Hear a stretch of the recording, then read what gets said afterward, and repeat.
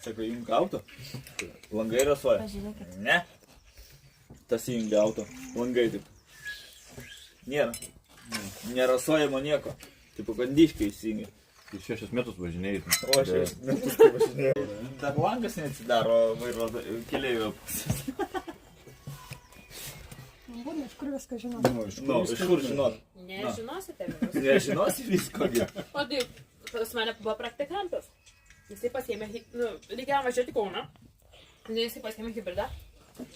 Važiuoja man tiesiog, jau elektrienai, gal kažkur pusiau keliai, žinai.